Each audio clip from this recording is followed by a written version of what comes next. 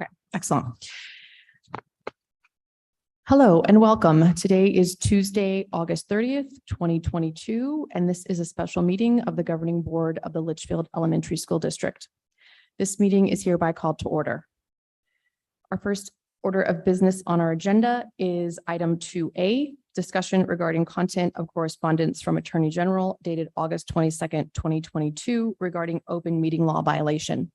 This item will be presented by our legal counsel, Jennifer McLennan. Thank you. Madam President, members of the governing board, on August 22nd, 2022, the Attorney General's office issued a finding of violation of the open meeting law against the Litchfield Elementary School District Governing Board. The specifics of the violation concern a meeting at call to the public, governing board president provided some additional information after the speaker had finished speaking. The open meeting law violation specifically is that there was not the matter that was addressed. The public officer did not wait until the end of call to the public, which is required under the open meeting law. And the concern raised was that the public officer had also received training on this subject, and it was a second violation. So the Attorney General's office has asked that the district do three things. One is to post the letter that was sent to me on August 22nd, and I checked the district's website and it is already posted. The second is to present the letter of findings at the next public board meeting, which is what we're doing tonight. And the third is that the public officer in question has been requested to submit a personal fine of $500 directly to the district. And I understand that the governing board president is willing to do that in a timely manner, which is by the end of next month. So I'm here and available to answer any questions that you have regarding the letter of findings, but this is the presentation and it is within compliance with the Attorney General's requirements. Thank you, Mrs. McLennan. As the board member responsible for this violation, I would like to make the following statement. This was a procedural violation regarding the timing of a response during call to the public. On March 15th, 2022, I responded at the conclusion of a staff member's statement. I should have waited to respond until after all speakers had made their statements, the conclusion of the entire call to the public section of the agenda.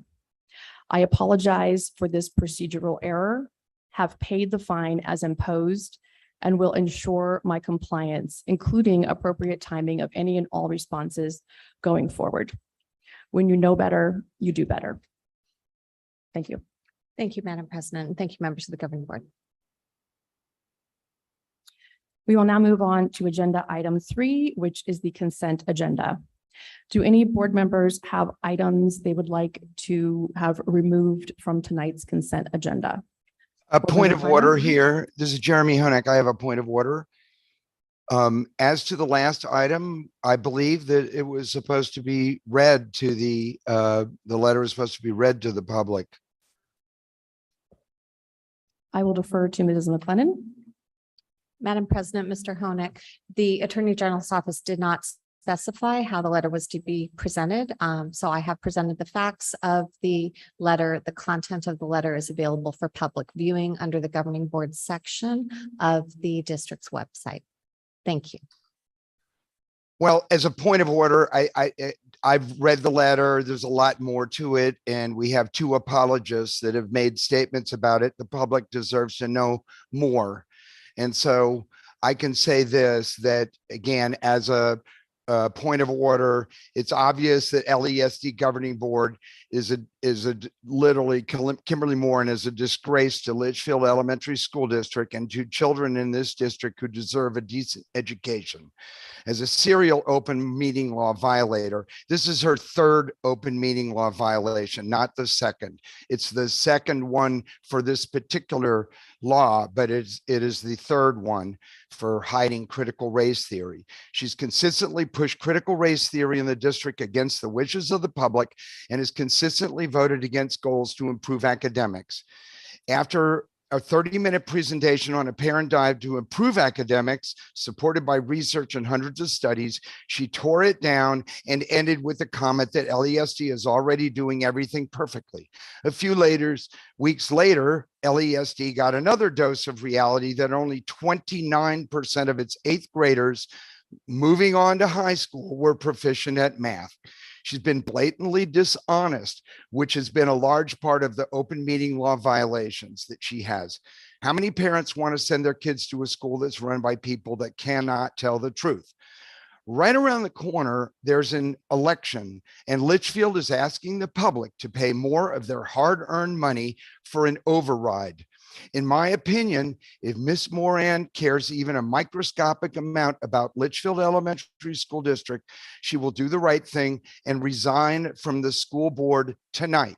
So the public at this point is pretty savvy about what's going on at Litchfield, will possibly get a hint that Litchfield is serious about trying to educate children. I've been informed recently that teachers were forced to watch a video to learn how implicitly biased they were. The board and superintendent of Litchfield seemed to never learn.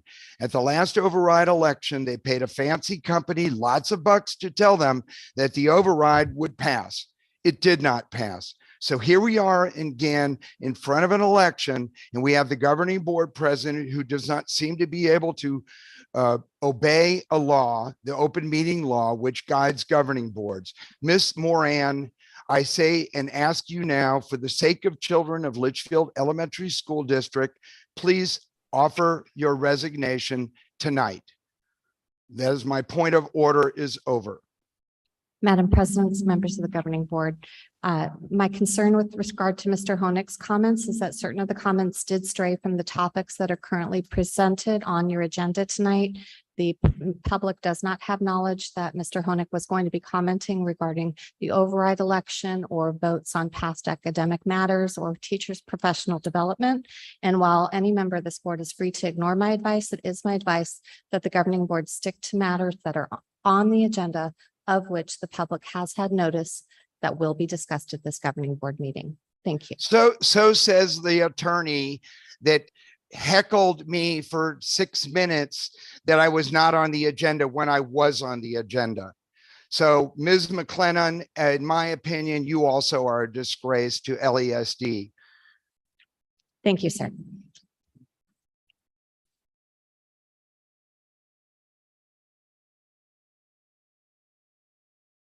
I'm sorry, Mr. Honig, are you still speaking?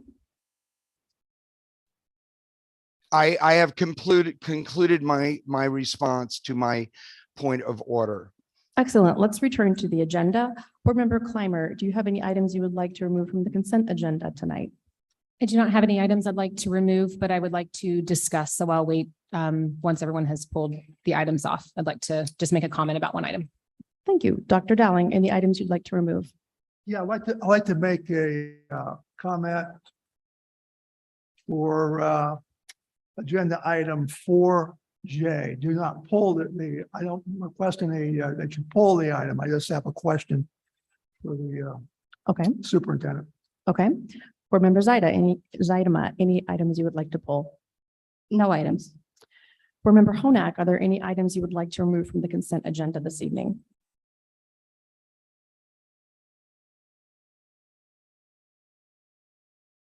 No. Thank you. I also do not wish to remove any items from the consent agenda. However, I will entertain discussion or questions before we move to approve. Board Member Clymer? Okay, I will start. My question or comment is directed to item 3B, which is the resignation and release of contract of certified personnel. I'm disappointed to see that we have 5 certified personnel that have already abandoned their contract, and it's still the first month of the year. I know that there are very important circumstances surrounding some of these, so I understand that there's always reasons behind this, but I know that I believe it was Dr. Dowling has requested that sort of the issue of teacher contracts and how we handle release of contracts be on a future agenda. And I'd like to ask that that be moved up to the next available study session so that we can have that conversation. In response to this, I just went back and looked at our own notes from board docs over the last couple of days. And even though we have 5 this evening, which felt like a large number to me, especially in the first month of school, I noticed that in just the last fiscal year of 22, we had 33 requests of release of contract from certified personnel. That could be up or down a number. I'm just going back and looking at our board docs, so I can verify that with our human resources department. Only one of those was submitted to the Department of Education for unprofessional conduct. So I just think as a board, we need to figure out how to mitigate some of these circumstances where we have holes in very important positions, whether they be teaching, coaching, or administrator positions in our district. And there are some very serious hard costs that go into us replacing those individuals, whether that be teacher recruitment and the hiring process, and then the training process to get them up to speed. So there are specific hard costs that we are enduring time and time again to go through this. And I just want to remind us as a district to be very careful. The state statute says that, they define the contract break of anyone leaving their job before governing board approval. All 5 of these people have left their jobs, and we're just talking about this evening. So not only are we not, I think, doing what's best for students, we're also not really following state statute, because state statute says they have conducted unprofessional conduct. And while I understand there's personal circumstances to all of them, and we need to go through that and define criteria, I want to put that on a future agenda where we can sort of dissect what that criteria is and make sure as a board we are looking at this from a 30,000-foot view. Because I think when we look at these individually, there are some very specific reasons that make a lot of sense for these folks to do that. But at a higher level, having 30 or 35 a year feels like we may have some kind of problem that we need to address. So I'm not sure exactly when the appropriate time would be, but I hope that we can find a time on the next available study session. Thank you, Board Member Clymer. I know that Dr. Dowling had made a previous request to talk about teacher contract release procedures, if you will, and that currently was slated to be on the end of November study session. But I believe we could probably find a way to move that up. I'll work with Superintendent Gunning to make sure that happens. On this same item 3B, because there is a principal involved with one of these resignations, I would just like to ask Superintendent Gunning for a little more information about that continuity plan and what we're going to be doing at that campus to make sure that students and families are well taken care of. Absolutely. With the plan that we have, Executive Director Gina DeCoste will be stationed out at the campus, along with Director Jennifer Benjamin will be helping out. We had another top candidate when we went through the interview process, so we will be bringing that to a future agenda here very soon in September. So it'll be a quick turnaround. I have a question on that. Help me to understand. Are you going to open the process back up looking for a new principal? No, since we just did the interview process just in the past spring, we had narrowed it down to 2 final candidates, which they debated back and forth in regards to. And so I met with the interview panel again yesterday to see which they would prefer, if they felt comfortable and confident going with the second candidate, or if they wanted to reopen it and start over. Okay. For clarification, in the spring, you're talking March, April? I can't remember exactly. I have to look up. It was probably more like April, I think. So I'm not a math major. Or Is May. that about 6 months ago? Right about then. Did you ever consider maybe we need a fresh batch of candidates? If I didn't have strong second candidate, absolutely. But since it was such a debate and the interview panel was pretty confident, even at that time, if one didn't accept to move forward with the second. Okay. Oh, May 2nd, sorry. What's the date? I have another question off of what Danielle just mentioned on the resignations. The thing that strikes me the most is they were hired the same day and they quit the same day. Or they were hired on August the 3rd and quit August the 4th. Does that seem normal? Have to- When, would have to- when was our teacher induction day? It's about that time, was it not? New teacher induction started at the end of July. Wasn't, okay. It was, But it's probably based on their contract date, maybe. Not necessarily when they were actually hired. So they could have interviewed previously, like in May or June or April or February of last year, but then it's on their contract effective date, which is usually the end of July when new teachers start. yeah, for new teachers. come in Right. for- Or August actually probably puts on their contract August 3rd and they're paid stipends for new teacher induction. Okay, I just thought that was odd. They just Yeah. went out to lunch, signed the contract, went out to lunch, came back, I quit. You know, that's kind of concerning. We have to ensure that the interview process and we're getting the best candidates and we're actually just not hiring bodies, but people who are qualified and actually dedicated to doing what they want to do, which is teaching our kids, which is critical Right. to us, obviously. Right. That was just a comment. Any other comments on agenda item 3B? Dr. Dowling, you had a comment on agenda item 3J, the IGA with Buckeye Union High School District. Yes. And I didn't ask for this information previously because once I got the questions that the board members had submitted today, it triggered, kind of a follow-up for me. So I like this process. On, is it 3J or 4J? On the agenda, it says 4J. I believe it is 3J. Okay, well, for whatever reason, it's 4J on our printed agenda. But anyway, my question is, I believe I'm familiar with this IGA because I think that Tolleson Union High School District was one of the ones that proposed this way back 10, 12, 14 years ago. Anyway, my question is, private school tuition is paid out of IDEA first and then M&O. Can someone tell me now or at a later time, how much are we paying out of IDEA and how much are we paying out of M&O? The answer indicates that we currently don't have anybody there. Okay. That in case we need this as a resource, we can put our kids there. Have we had kids sent to participate in this IGA previously? Yes, Dr. Dowling, we have in the past. Currently, we do not have anybody and we don't have anybody predicted at this point. It's just available if we do throughout the year. Okay.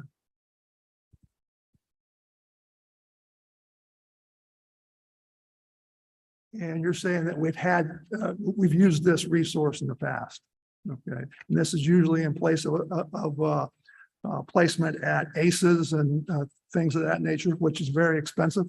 Yes, so currently like I said, in the notes, we have 16 kids. The majority of those children are now placed at ACEs because their needs were best met there. We do have 2 children at Victory Autism Academy because their needs would be better placed there. But we would like to keep Excel open just in case it's a good match for a child in the future.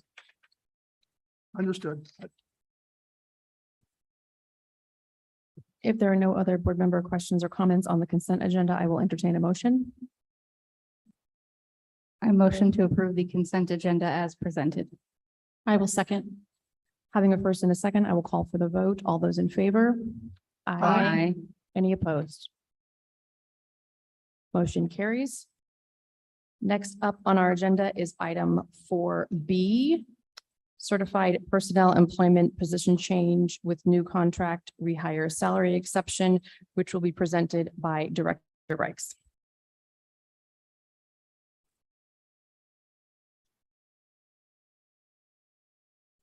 Good evening, Madam President, members of the governing board, Superintendent Gunning. I present to you the employment position change with new contracts of certified personnel. This document is standard and similar to the document we provide at each regular monthly governing board meeting. Some of the personnel listed in this report will replace certified personnel contract releases that you approved earlier in the consent agenda. We request your approval as presented. I can answer any questions at this time.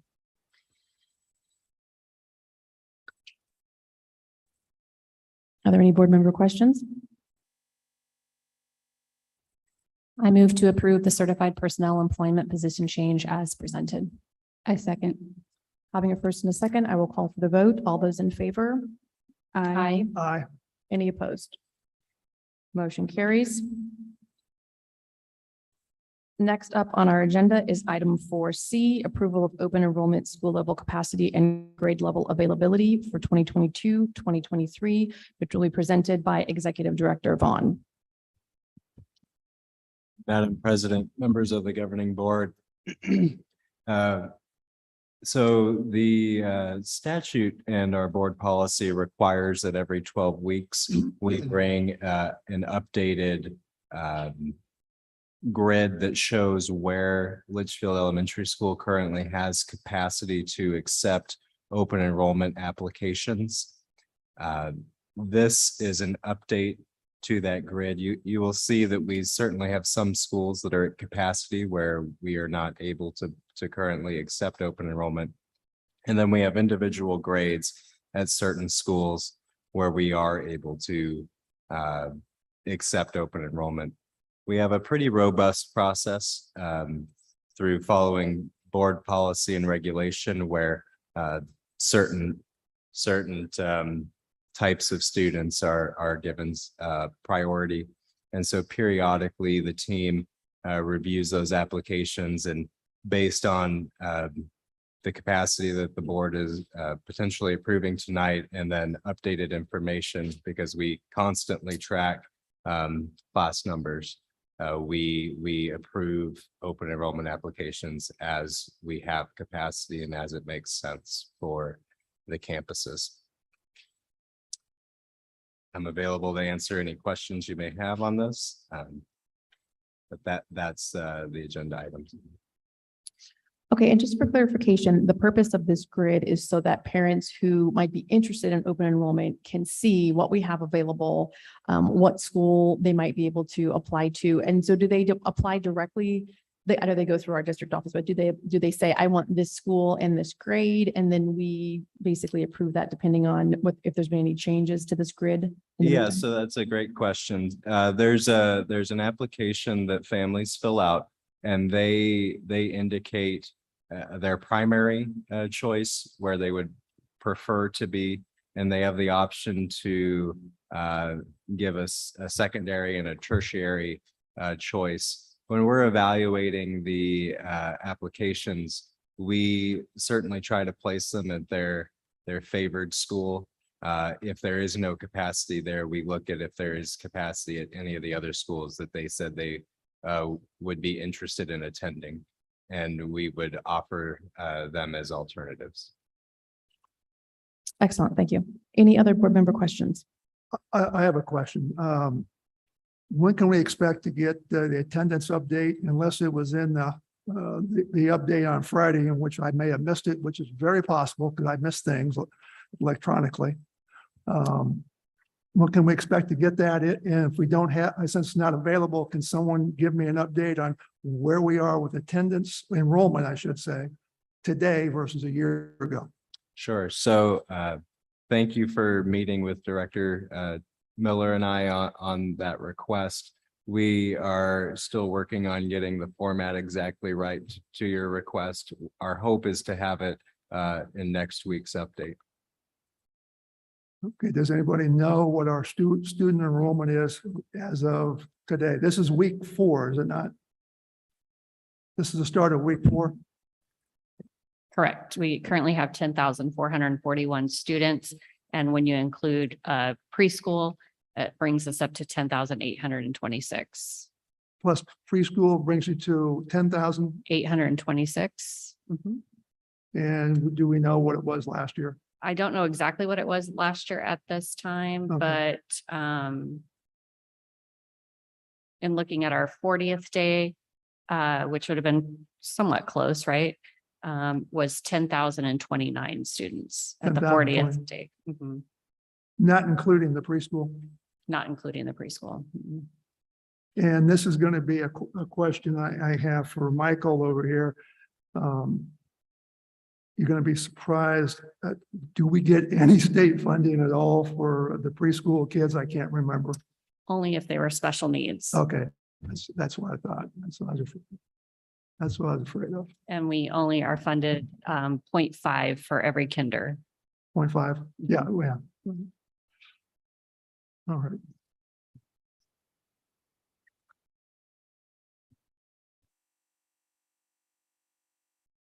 If there are no further questions, I will entertain a motion. I move to approve the approval of open enrollment, school level capacity and grade level availability as presented. I second. Having a first and a second, I will call for the vote. All those in favor? Aye. Any opposed? Motion carries. Next item is item 4D, approval of school facilities oversight board capital plan, which will also be presented by Executive Director Vaughn. Good evening, Madam President, members of the governing board. Each year, districts around the state are required to submit a capital plan to the school facilities board that details expectations on enrollment growth and developments within the community. It also includes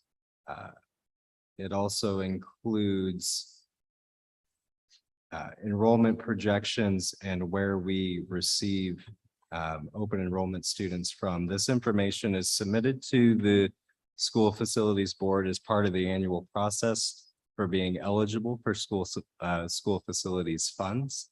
A summary of the plan is attached to the presentation. I'm available to answer any questions you may have on the report.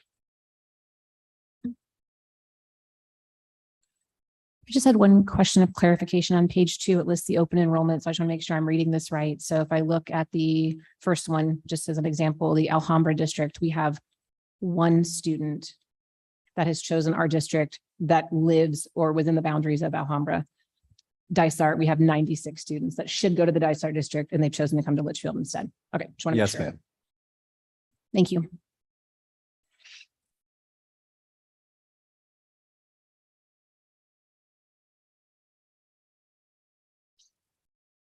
If there are no further comments and questions, I will move to approve the school facilities oversight board capital plan as presented. I'll second. Having a first and a second, I will call for the vote. All those in favor? Aye. Aye. Aye. Any opposed? Motion carries. The last item for action and discussion this evening is item 4E, approval of revision to superintendent evaluation instrument. This will be presented by myself with some input from Superintendent Gunning. Every year, the board is tasked with the task of evaluating our superintendent. And the secondary portion, there are 2 portions to this evaluation, which is a tool that we've used for, I believe this is the 3rd year that we've used this tool. The administrative standards are the same. The administrative standards address governing board relationship, leadership, that sort of thing. And then the strategic plan standards change every year based on the specific goals that are gleaned from the strategic plan. And then the board, along with Superintendent Gunning, we collaborate on what the measurements for success look like in relation to those goals. So the that piece of the evaluation tool is dynamic in that it changes based on those goals. So we've had numerous conversations. We had a board retreat where we specifically talked about this. We talked about this at our last governing board meeting, or maybe the one before that as well. And so tonight, Superintendent Gunning and I had a meeting last week to get even more specific on these measurements. And so I am bringing that revision back to the board and would seek your input on these measurements. I want to get them as precise as possible so that we can have specific data points that support the success or lack thereof, if that's what the case may be, either at term A, which is through the first semester of the year, or term B, which is the second semester of the year.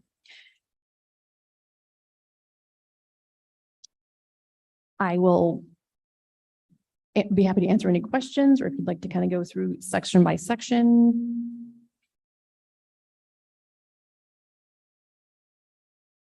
The items that are highlighted in orange in the spreadsheet themselves, the strategic plan, are items that definitely need revision and refinement. The first of those, I guess I'll just go through on the strategic plan piece kind of section by section. So one of the things that we did in our discussion between Superintendent Gunning and myself is break out the data points for academic achievement. So in our conversations, we had talked about 4 data points for each of these 4 kind of criteria. So you end up with 16 data points, and having all of those together would really water down the average as to what those results actually look like. So we divided those data points into ELA and math.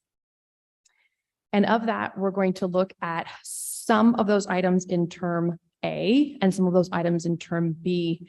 In term A, which is this first semester term, we're going to look at the district scores versus our peer group and West Valley districts, as well as the highest elementary districts in the state, because we will not have that data to look at 2023 information by the end of term B. We won't have that until the beginning of the next school year.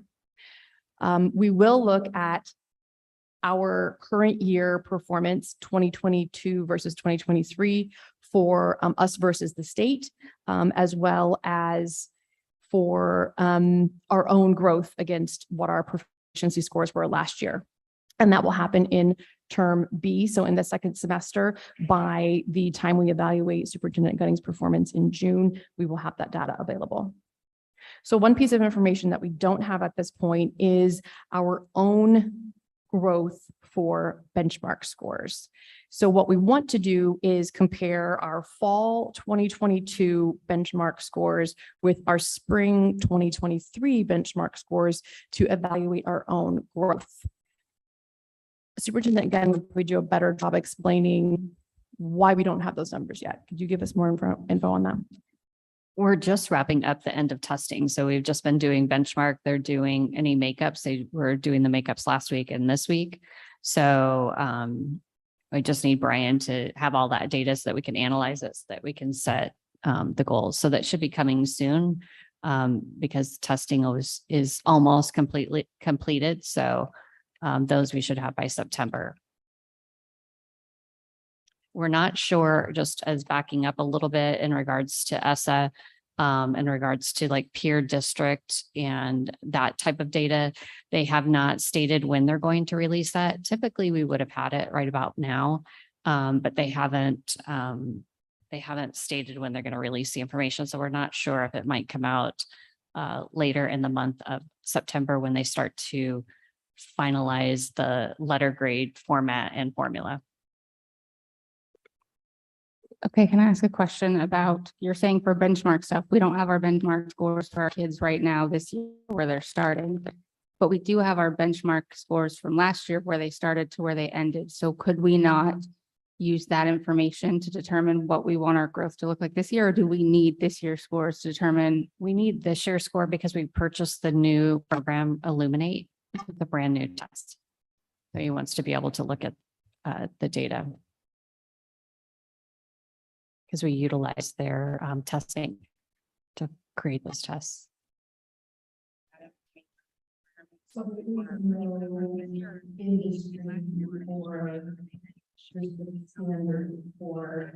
an expectation of growth, there is a potential growth, but usually don't standard percentage expectation. It's always depends on the certain. Well, it was kind of starting in 2019 also does an analysis. And their proficiency in the history and where were they last year compared to this year. And then that's how you usually was able to set a realistic achievement. So, of course, bring this back and just. Okay, the video turn off.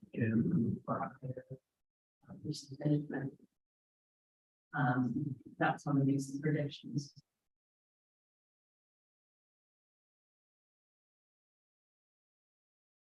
Okay, these particular benchmark growth scores will not be part of the evaluation until term B. So I am comfortable, approving, that tonight, knowing that we would need a deadline date, obviously, to have that filled in and completed for those particular items.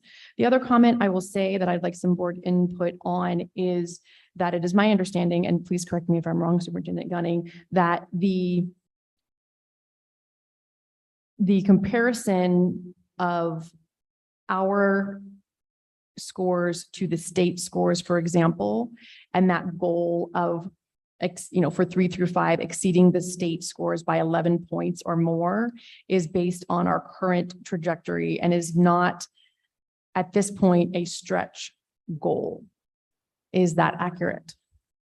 Correct. It was based upon how we performed last year. Okay, so I say that to let the board know if we want to see a stretch goal, this is our time to discuss that and discuss what that might look like. If we want to stay with where the goals are now, which is again based on basically our current standing versus the state, then we can do that as well. Are you taking comment? Yes, please. Okay. I agree. I mean, I know that we've, like you said, discussed this extensively over how we would break up these metrics and what the data points would be. And I think this is a really, it's a good way to break it down. ELA and math different. We have all of those different components so we can see them pretty easily. I share your concern in that it looks like we're just looking at projections of where our kids should end up instead of having stretch goals of academically where we want them to be at the end of this. I don't know. I'm not looking right now at the state scores, so I can't answer the question directly about the 11 points or 10 points specifically, but my area of concern similarly was, as we look at, less than our peer group, less than our West Valley districts. You're going to have to remind me, I don't remember all of our peer group, but I think there's only one West Valley district is in the peer group typically. And I would not be happy if we were 5 points below the average of our West Valley peers. I don't even think that should be a goal of ours, much less a stretch goal of ours. I mean, that's not a stretch goal, obviously. And so I'm concerned. I don't know about our peer group because I don't have that information in front of me, but I'm fairly confident that we should not be okay with being 5 points below the average of a West Valley district when we have typically been above them for several years.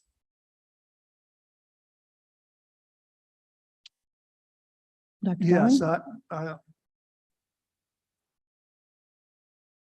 how did we get to the or less than 5 points below? I've got to jog my memory on this one because that's not acceptable. Well, we didn't set any goals specifically on this. This was a result of Superintendent Gunning's input on the goals. That's why we're bringing it back tonight. Nothing's been approved. But Okay. we as a board just said we want these measurements. We didn't say we want these measurements to be X amount above or below. So that's the part that we have, Jody and I have worked on trying to define. And that's why it is coming back tonight for us to decide if that input is acceptable and where we want to be as a governing board. Can someone tell me how we got to 5 points below? Like, where did that come from then? So where that came from, so on the West Valley, I could see saying meet or exceeds. On the 5 points, that was the range that we've always shot for our peer districts. We want to be within that range of our peer districts. So our peer districts based on the AG peer report is Kyrene, Madison, and Liberty. Liberty. So when I'm always looking at those peer districts, I'm always seeing, am I like within that range, either exceeding them or right within that 5 percentage points. So that was based on a trend over time. Yeah. We tend to perform very similar, so wanting to Have make we sure. normally compared ourselves with Madison? Yes, that's one of our peer districts, yes. Mhm. I could see where we could be below Madison and Kyrene perhaps. But Liberty, I wouldn't suspect that we would be below their scores at all. Madison, maybe. Madison, Yeah, we usually run neck and neck, Madison and Kyrene. Yeah. That's usually where we're at. I'm not comfortable with 5 points below for our West Valley districts. And I don't even think that I'm okay with us meeting their scores. I think that that is something we can do because we know that we are the best out here in the West. And so let's make that be our goal to stay that way. Do you have a specific percentage in mind, board members Idema?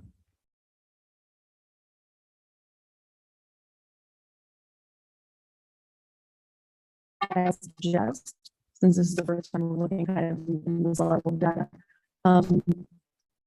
for a, let's say our long-term goal is 5% above West Valley districts or 10%. I don't know where we currently fall, but I think for most of these things, since this is a new way or different way that we're looking at these specific points of data, then we could have kind of an escalating, looking over the next 3 years, a 3-year goal to be 10% above West Valley districts, for example, and then kind of have some stepping stones to get to that. But I don't know where we currently stand, I guess, to know what's reasonable as a slam dunk and what's a stretch goal. And we can look into that. Could I ask a question, just a procedural question? I know we have a couple of orange blocks here because we're waiting on information that we don't have. So is the plan that we approve this tonight with those gaps and then we fill in the gaps as that information becomes available? And or is it possible that we finish our discussion here, get all of our questions out, table this until our next meeting? And potentially if line by line, we had the data specific to that goal, specific to that performance indicator, it would be very easy for us to say, I think easier for us to say, okay, yes, 10 points looks, 5 points below, 5 points above.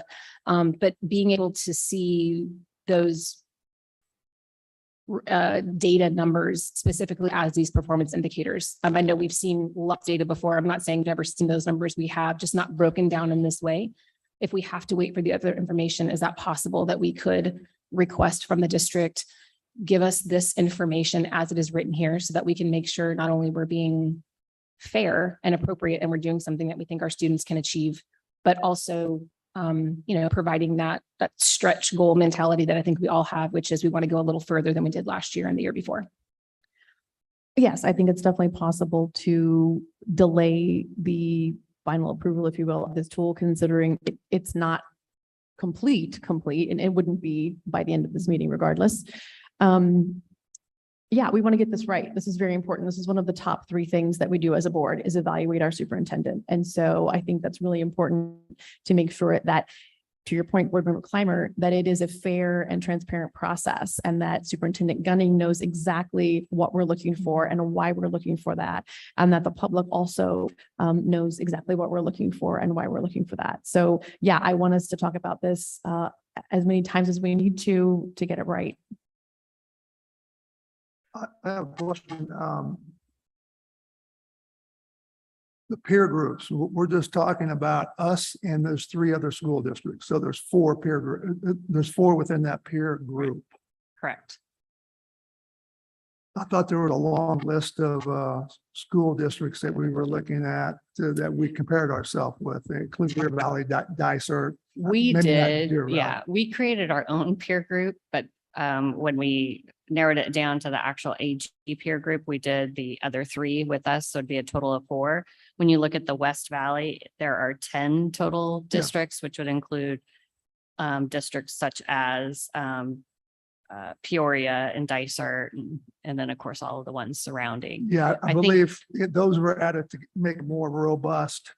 Yeah. More of a challenge. And then I think when you're looking at your highest scoring, that's when you're going to start seeing your Deer Valley, those types of school districts, Higley, Chandler. I have a comment. Can Board I- Member Honak? Anybody hear me? Jeremy Honak here. A lot of this sounds like gobbledygook, and probably to the public that are listening in terms of peer groups and comparing ourselves to the state and comparing ourselves to other school districts. The sobering fact is that our graduates from 8th grade are the ones that go to high school. And that is the greatest impact on our society, on the future of our society, and what these children are going to do in high school, which of course everybody knows affects how they do in life. What we need to set is, the school is like an assembly line, and kids are more impressionable, younger. We could be doing things we really should be reaching out to maternity wards to get parents on track, and things they can be doing in early education when kids brains are growing exponentially. 3rd grade is crucial all the way up, but the school, I don't want to sound crass, but it's an assembly line. The final product goes off the assembly line at 8th grade and goes to high school. And to have only 30% of them be proficient at math is an outrage. And the goal here on this sheet says that grades, if I'm reading it correctly, the average of grades 6 through 8 would be, the goal is to raise it to 41%. Well, right now, the 6th grade is close to 40%, and 7th grade is a little below, but very close. So you could achieve that 41% goal and still have 2/3 of the 8th graders, the final graduates of LESD, go to high school honestly not prepared. We need to, it's like the goals are being set so that they're achievable for Superintendent Gunning. Our school district is not here to serve Superintendent Gunning. Our school district is here for Superintendent Gunning is here to serve our school district. And if we don't have at least half of our 8th graders being proficient at math, what are we doing here at LESD? Why should anyone send their kids to a school where the odds are 2/3 that they're not going to know math when they go to high school? And, if we could put people on the moon, and we can do all kinds of things that America has astonished the world, which is why people come to America, which is currently being destroyed, in part by low expectations of school boards, then, this is crazy. We're the stewards of 80-something million of taxpayer money to educate children, and we're saying we can't even get close to half of them to graduate. We should have a goal of at least 50% for 8th graders. Whatever we do in between to get them there is whatever, because there's no 3rd graders that have to go out and make it on the world on their own. But 8th graders are going to go to high school in a few short years. They are. So forget about what the state is, forget about what the area is, forget about what the other school districts.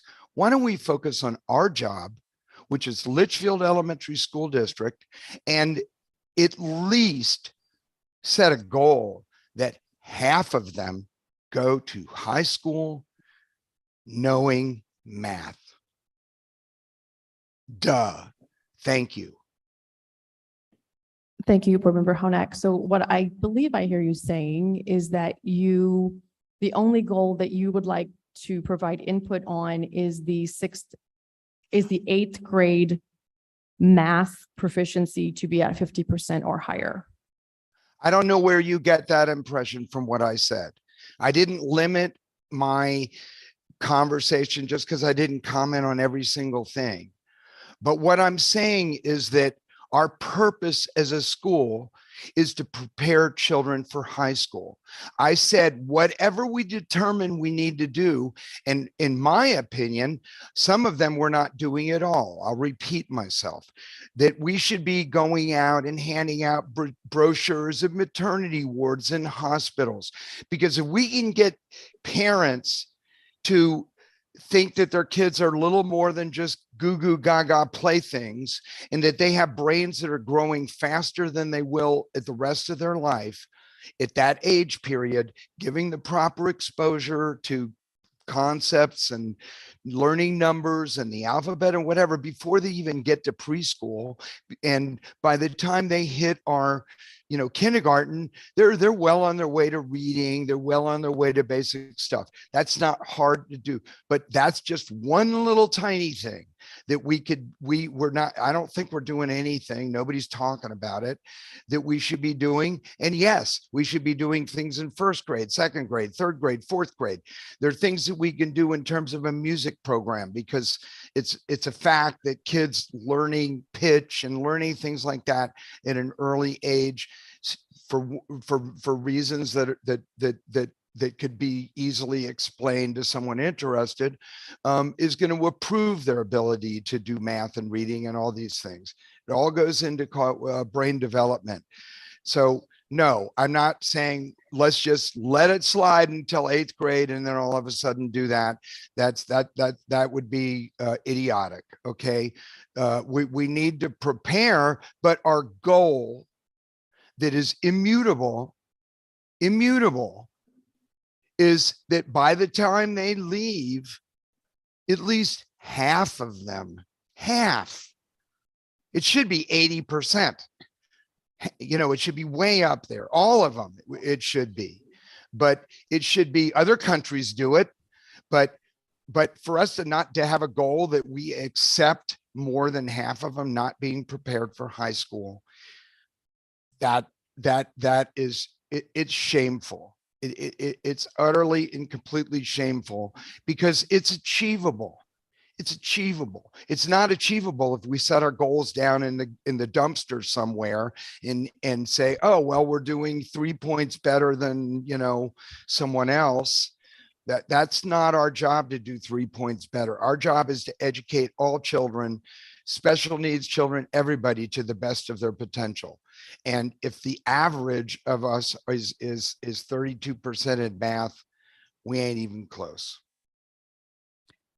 Thank you for the clarification. So you would like us to add a goal to reach out to maternity wards with early childhood education?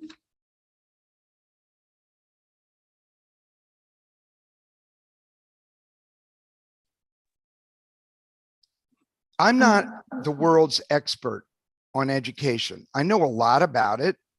I managed to get my boys educated. One of them is doing incredibly well. Okay, but these are not rocket science. They're not deep mysteries. There's tons of studies. And I've suggested this earlier. There are school districts in Arizona that are extremely high achieving. And we should be, rather than sitting here trying to be experts, because obviously we're not experts, we're not even competent. We should go and look and find out. And we need some leadership in the school district that knows these things and knows how to achieve them, because it can be done. It is done in thousands of schools across the country. And according to my cursory research, there are probably 5 to 10 public school systems in Arizona that are way, way, way up there. And you can go to publicschools.com, or one of the things you did, that the people that go buy houses, they want to find out the school, and in 90 seconds you find out where good schools are. And we should be going to those places and finding out how they're doing, and getting some people on board that know how to do these things. We're not supposed to invent and do everything. We're supposed to point the school in the direction, and then make sure that we have a superintendent and that is doing that and has staff to do it. So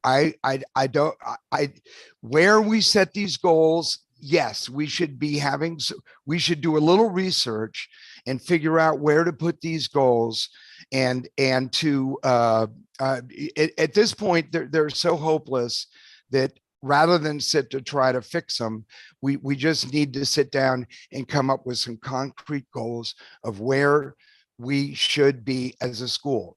And if we don't achieve them for 5 years, then we don't achieve them for the 5 years. Sorry, Superintendent Gunning, or whoever is superintendent, that you don't meet your goals. That's where we are, and that's where we need to go. We need to set our goals for where we need to be, not what's achievable next year to satisfy and whatever. And if people want to leave because they think that it's impossible, we will allow them to leave, because it'll give us, there are plenty of people out there that would be very happy with those goals. Can I make a comment? Please. I just want to say that, Jeremy, I agree with you that we should absolutely be stretching ourselves to reach goals. I don't want to speak for everyone, but I don't think anyone here is excited about 35%, 41%, or even 50%, to be honest. So I couldn't agree with you more there. I also agree with you that probably outside of Dr. Dowling, the other 4 of us on the board are not educators. And outside of our experience doing this for, a couple of years, several years, depending on who you're talking to, we rely mainly on the experts, which we have many of here in this school district. So I would like to give Jody the opportunity, or someone else on your staff, whoever, to explain how you determine those growth scores. And while 41% might not be our ultimate goal, that this is a question, is it a realistic goal? Meaning we are doing our best to move our kids in the right direction. We are doing our best, as Jeremy suggests, that, ultimately we want to be at 80%. We want to be at full proficiency. I don't know that it's possible that we'd ever be at 100%, but I mean, pushing towards more and more proficiency. So even though that 41% looks probably low to all of us, can you just give us a little understanding of, based on where we're going and why we can't jump from, I don't remember the exact, I'm going to say 35, but I don't remember the exact number, why we can't jump from 35 to say 55 in a year?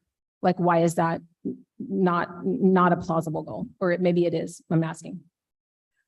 Well, and I don't know, I think you could look at goals many different ways, and how you would, like, is that a 3-year goal? And then there's a certain progression point along the way that you would hit to achieve that in 3 years.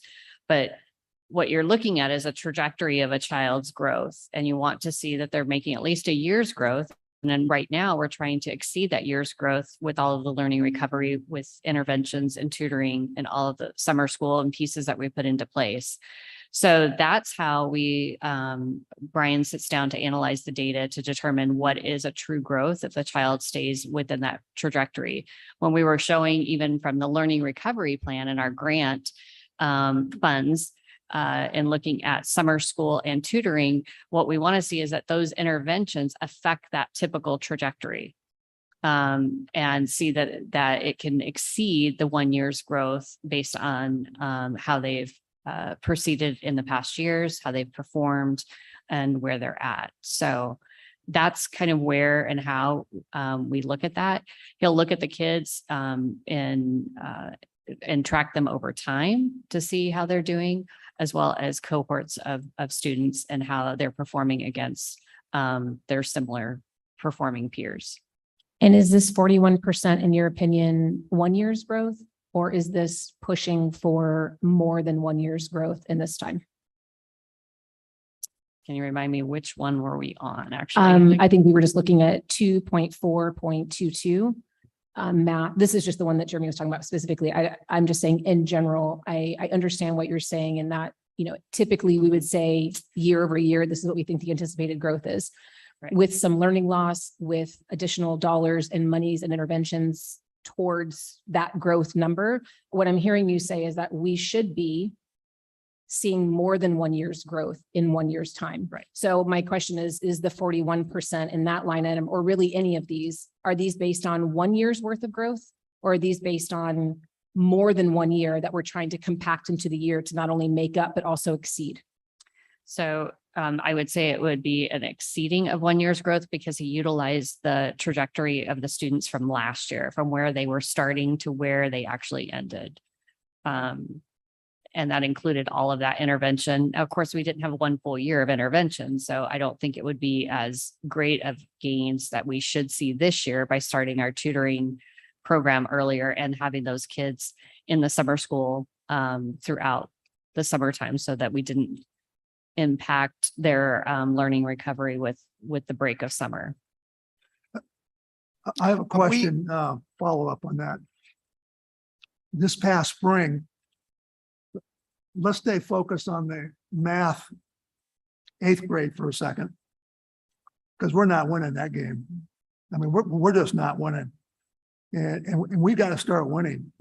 Giving out trophies for participating in a game, whether you win or lose, doesn't get it. We need to start winning. And let's go back to the 7th grade spring 22 Arizona assessment. What was their proficiency level? I don't have it in front of me. I do. Past spring. I have it. Who's got Jeremy? Is that you? This Jeremy, that's me. Yeah. 7th grade. First off, okay, in 7th grade in 2018, it was 48%, 2019, 51, 2021, 34%, and 2022, 38%. And as for 8th grade, in 2017, it was 54%.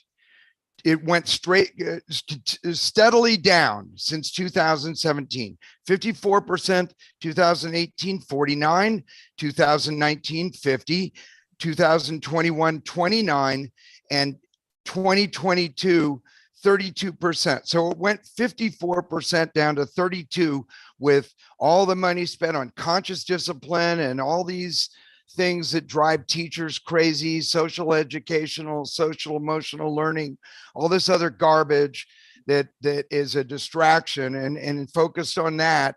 We went from Litchfield Elementary went from 54% math proficiency for 8th graders down to 32%.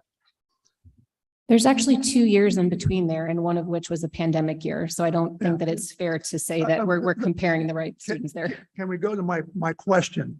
Thanks, Jeremy, for the input. What was the proficiency score for 7th grade in the spring of 22 for the state assessment? I'm trying to find out. Now, I'm sorry I didn't have it. Usually I have hard copies of everything, and that's the one thing I didn't bring. I saw it earlier, but it took me a minute to find it. I have everything else but that. I have 21, just see his document.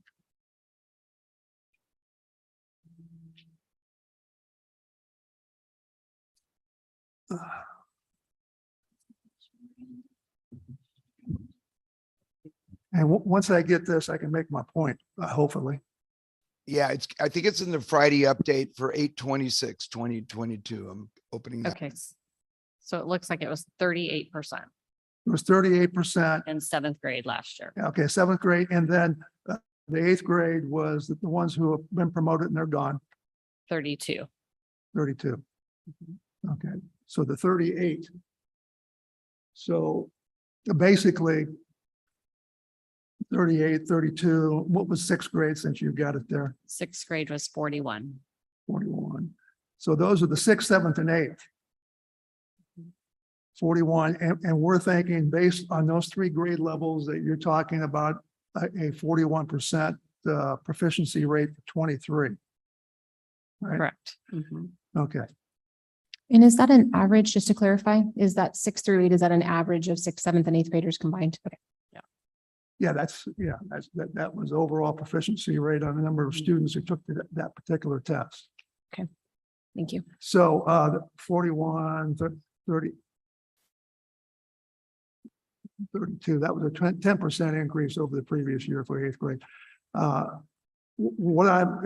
point being is if you look at, I go back to cohort or back to how students do over time, the eighth graders had a 41%. Or the seventh graders, 41%. 38. 41 was sixth grade, right? Yeah, for the seventh grade, Seventh grade was 38. no, I think the other way around, wasn't it? That was 41 for sixth, 38 for seventh, That's and 41, 38, and 32. Correct. Okay. That was last year, so I mean, that averages out to just 30, that's 37% proficiency basically for our sixth, seventh, eighth for last year. For me, 41 doesn't seem high enough. Because 37 to 41 is not that big of, yeah, I would- think we could expect a higher growth. Yeah, I would agree. I don't think with all the interventions that we're talking about, the summer boot camp, I'll call it a boot camp, boost for almost 1,000 kids. With that being said, and I just hate to say it, over time, our eighth graders just haven't done well in math. If you look from 2015 to 2021 in of itself, you know, it hovers right around 50% proficiency rate, which, I'm total agreement. It's kind of embarrassing sending eighth grade kids to the high school level who don't appear to be, half of them don't appear to be proficient. That's where things like articulation with the high schools, what are you sending us? This is what the gaps we see, and then Right. the vertical, the horizontal type of And conversation. We do have that. And just to clarify, Elba Freya has a 95% graduation rate, which we contribute highly to that graduation rate. So.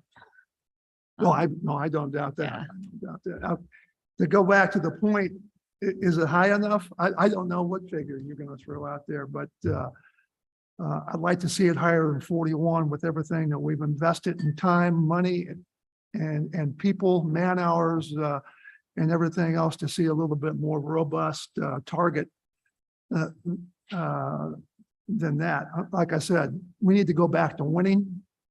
We need to be winners and get a trophy for winning the game instead of getting a trophy for being in the game. Okay, so what I think I hear everyone on the board saying is we would like Superintendent Gunning to revisit the specific numbers for growth and target in here and re-examine, work with her team to make sure that these are stretch goals and come back to us with what those stretch goals would look like. Does that sound? Yes, that does. I'm sorry, I didn't mean to interrupt, but is it also possible, because we're going to need to set up this information for our review in December and then again, is it possible to set up by indicator here the data so that we can actually go in and see what it is? So for example, 2.4.1 there is a sheet that corresponds to that, that says, here is the grades 3 through 5 from spring of 2022, because we're going to look at that from the spring of 2023, so that we already have sort of that data already pulled together. I know we've seen it in different places, so we already have all of this data, but I think it might make it easier as we're reviewing and finalizing this, that we're not bouncing around and asking the district to go back and look at one piece versus another piece. I mean, I think we should do all of this at one time, just so that Jody's not pulling data, different pieces or whatever. Instead, we can just kind of finish this all at one time and set ourselves up for December, already having all of the data sort of pulled for us. Yes, I agree. The idea is to do the legwork and the setup now, so that this is a simpler process for us later, even though it probably seems very involved to anyone outside of the process. Yeah, and I think it also gives us a good opportunity when we do finally approve this, when all the numbers are set, because then we actually, all of us have each piece of paper to the performance indicator, and we can say, if someone says, I don't believe 41% is the number, we can say this is why, instead of, I don't want us to arbitrarily pick numbers, because I think that there was a process the district went through to get here. So I just want to make sure we understand what that was. And if we want to push them, I'm all for that. I'm all for the stretch goal. I just want to make sure we're doing it systematically and not just picking and choosing different line items. We need to be doing it across the board. I agree. I think Superintendent Gunning, is it clear what the next step would be from here? I think so, but what I can do is clarify with you after. Okay. Sit back down and go. Okay. There's a lot of data points on this sheet. Yes, there are a lot of data points on this sheet. Okay. The other piece of this standard, so standard 4 is going to be basically our academic achievement and innovation for all students.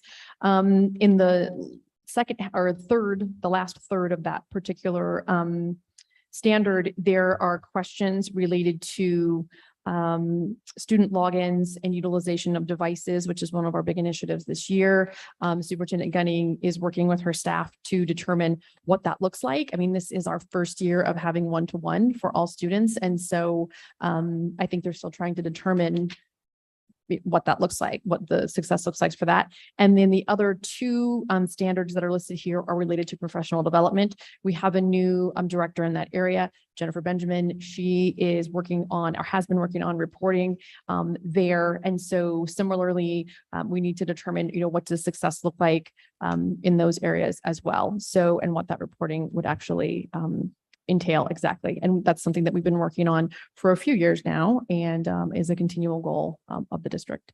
So that is all homework for a combination of Superintendent Gunning and her team. And then we will revisit per board member Clymer's suggestion to approve the final information later, at a later date. If you want to skip forward to, I will give an example on standard 5, which is the goal is to grow and develop leadership at all levels. There are pieces of information here, and I tried to include specific data related to the employee engagement survey or to the parent survey or student survey down below, where that has specific goals that again should be easily, the data points would be easy to see in comparison to prior years. So for example, under standard 6, under 2.6.6, we want a score at or above 3.99 on parent satisfaction survey question. I regularly receive feedback from school on my child's learning, and I included the prior year score there as well. So I think that's what board member Clymer is saying. If we know where we were the prior year, we know, is this a stretch goal? Are we saying we want to be the same? Are we saying we want to be higher? So I think that's probably a super simple example of really that clarity that we want as a board with that information. Under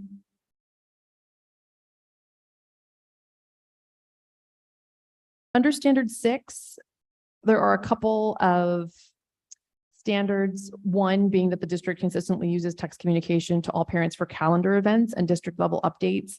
And then 2.6.5 says all schools consistently utilize text communication. Those are highlighted because they don't have a concrete measurement. I would like as many of these to have concrete measurements as possible.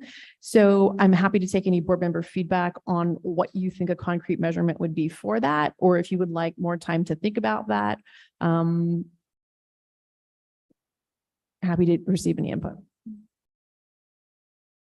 I don't have any immediate feedback. I think in terms of measuring, each school is going to handle that differently in terms of, I mean, if you're talking about the number of pieces of communication or when they communicate, I mean, I think that's probably way too far down into the weeds for us to be even thinking about. I think, I mean, can it just be a simple yes or no question? Are all schools demonstrating this and, you know, be able to show that they are doing that? I think, you know, having some sort of measurement in terms of how many or in what fashion or whatever might be difficult to manage. But I think we've said, you know, multiple times how important this mode of communication is, and to making sure that the district and each school is doing that and just being able to show that that's happening. You know, maybe that's just sort of an all or nothing, yes or no, either all are doing it or not. I think all or nothing, yes, they're doing it, no, they're not. For A would be fine, but I think that for B, we should jump up to having some more expectations of not just that they're doing it, but that they are doing it regularly, that they are utilizing that as a main source of communicating. Because as we've said over and over again, we know that parents have their phones if they don't have anything else. So it's one of the best ways to get information to our families. And I would think if we just say yes or no, then if a school sends out a text message once, then they've done it, right? So I don't want there to be vagueness. So A, I think would be fine, but B, I think we need to have more specifics of what we're looking for. If I could say, excuse me, Jeremy Honak, I think that the performance is kind of, every one of them sort of has an equal value, and we have too much value on things that don't really count. A lot of the communication things are very important. However, if this school district decides that we are going to essentially begin a program like going to the moon to get academic achievement where it should be in a short period of time, you're going to need the help of parents. And the last thing in the world you're going to be worried about is communication, because to achieve high academic achievement, you're going to have a constant flow of information going back and forth between parents, teachers, administrators, everybody else. It's just going to naturally happen. And if you go look at a high achieving school, the parents are in and out of the school. The communication is to the point that they don't even really have any formality or need it. It's just kind of an ongoing process. So I think that a lot of these goals, we're sitting there saying, how do we measure them and whatever? Well, yeah, maybe they're just yes and no, but they're definitely not on a par with the major goals. And I kind of object to the whole performance thing, because it just puts everything on an Excel sheet on a line, and each one has the same value as other ones. And some of them are just completely fluffy, or they're metrics that can't really be accurately measured, yet they have the same value of ones that are crucial. I don't know exactly what the solution to it is, but the overall design, I think, is missing, because the overall goal of the district is missing. Can I say something? Sure. We worked really hard on these goals for Superintendent Gunning with her at the several meetings we've had since June. So I think that you need to take that into consideration, Mr. Honak, that several of us have been meeting over and over again to come up with these goals and to come up with these measurements for these goals. And also, we have talked about if everything is weighted the same or not. That's not part of this discussion tonight, but that has been part of our discussion in the past. So if you wanted to participate in more meetings, I think you would be on the same page as the rest of us. Okay, well, thank you for the spanking that I wasn't at all the meetings, and you don't want to hear the reasons why. And I will order up some participation trophies for all of you for your hard work on the goals.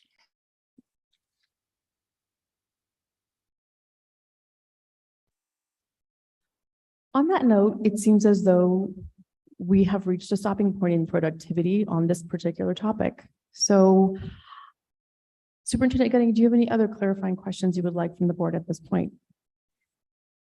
No further questions. Okay, then we will revisit this at a future board meeting and do some revisions and have further discussion at that point in time. Is that my fellow board members' understanding? Any other comments? Do we need to make a motion to table it or we just move on? Amy Potapoff, do we need to make a motion to table this or do we just move on? Okay, I move that we table the revision to superintendent evaluation instrument until we have further information and discussion time. Second. Having a first and a second, I will call for the vote. All those in favor? I, Aye. Any opposed? Motion carries. Next on our agenda is item 5A, which is community opportunity for comment. There have been no submissions for community comment. So we will move on to agenda item 6. I motion to adjourn. I will second. Having a first and a second, I will call